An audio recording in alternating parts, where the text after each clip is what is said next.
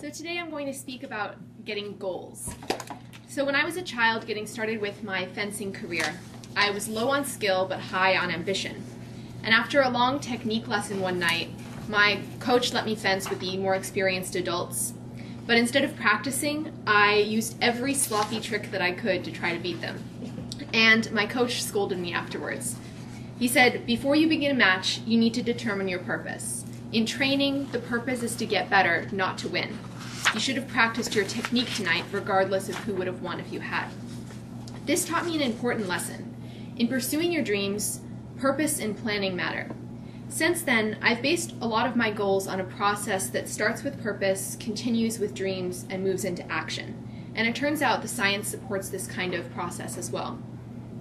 For starting with purpose, this could be something noble like helping others, but for most people it's just about seeking happiness.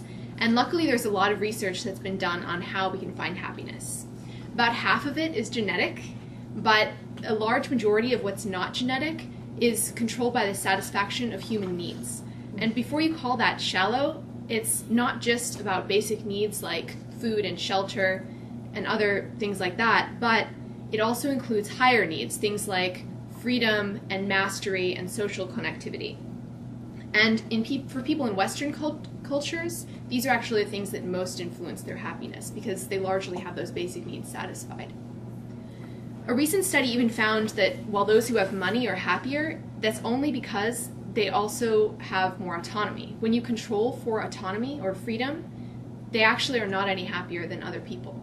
So it seems that while money can buy freedom, it doesn't buy happiness. And I imagine that social power also functions to a similar extent. So when you're seeking happiness, you should be looking for goals that can lead you to more freedom and more mastery in your life. Next, deciding your goals. You might always have thought you wanted to be a famous race car driver or something like that, but you don't think about whether it's really going to contribute to your happiness and what it takes to get there. If you think about that, if you don't think about that, you might not get there, and when you get there, you might not be happy. I prefer to pick goals that what I call are your pal. So P is for purpose. They're the ones that satisfy your purpose. A is for aspirational considerations. You look at what's the highest possible achievement of that goal, and are you willing to put in the work and take the risk that's necessary to satisfy it? If you're not, you might want to consider, is there some other aspirational range that you want to look into that might better fit what you are willing to put into it? And L is for long term. Look at goals that you're willing to stick with for the long term.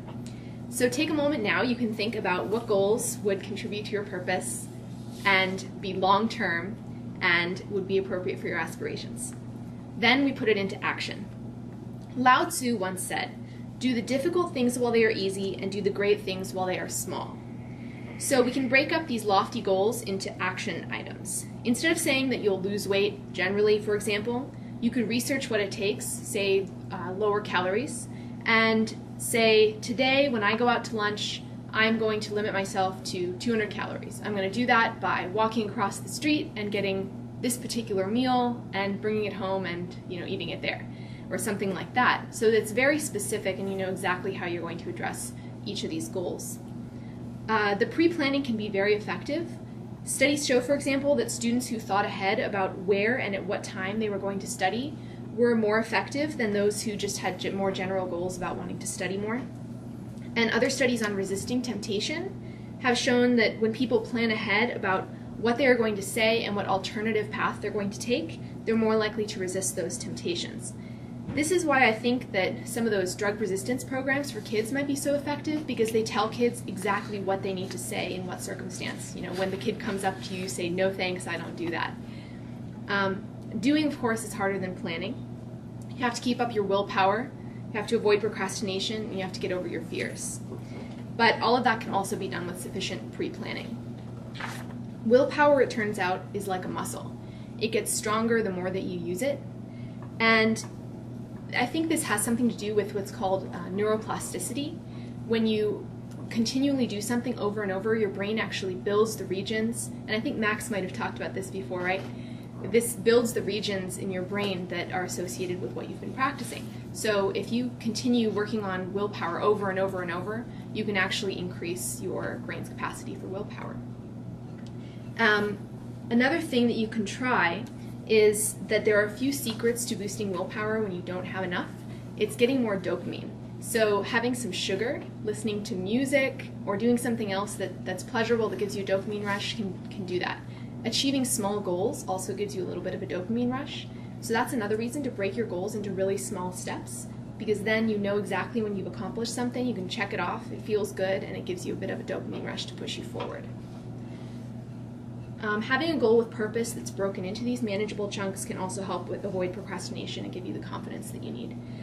It can help to overcome fear, because once you know that you've committed to try, you just go for it, you know exactly what you need to do.